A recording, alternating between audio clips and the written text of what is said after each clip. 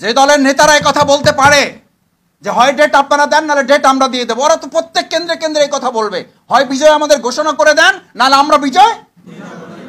এই আশঙ্কা থেকেই এই দেশের জাতি এখন বলছে আগে বিচার করতে হবে, সংস্কার করতে হবে, তারপর নির্বাচন দিতে হবে।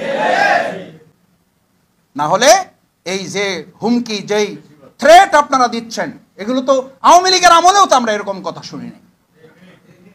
আওয়ামী লীগের ফ্যাসিস্টরাও এরকম কথা বলে নাই। ওরা তো অন্তত সংবিধানের কথা বলছে, দোহাই দিছে, কোর্টের দোহাই দিছে, কিন্তু এত বাজে কথা মানুষকে বলে বিব্রত করে নাই।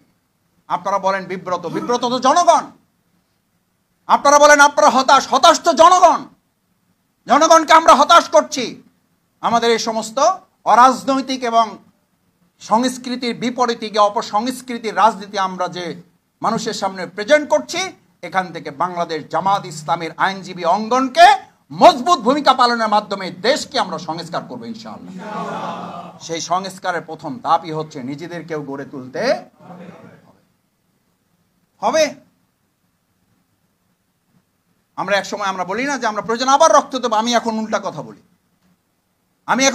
বলি, হ্যাঁ আল্লাহর দিনের জন্য যদি প্রয়োজন হয় আমরা রক্ত দেব, কিন্তু একটা দেশের রাজনৈতিক অবস্থা পরিবর্তনের জন্য, স্বৈরাচার পরিবর্তন করার জন্য, ফ্যাসিস্ট মোকাবেলা করার জন্য আর রক্ত দেব না। প্রয়োজনে এদেরকে মাথা উঁচু করে দাঁড়াবাড়ি আর কোনো সুযোগ আমরা দেব না।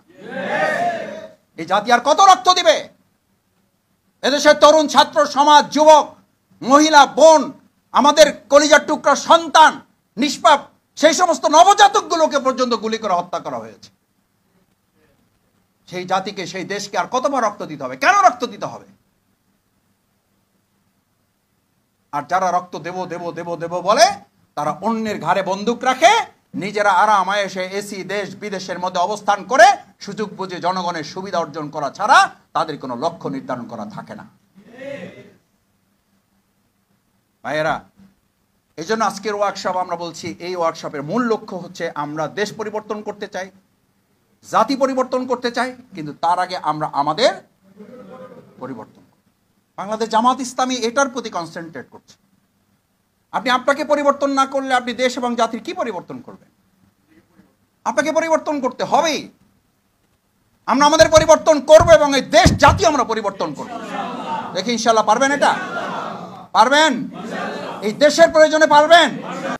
এই দল তো নির্বাচনের ডেট ঘোষণা হলে নির্বাচনের দিন বিকেল 5টা পর্যন্ত অপেক্ষা করা ছাড়াই সকাল 10টার মধ্যেই তারা তাদের রেজাল্ট ঘোষণা করে দেবে।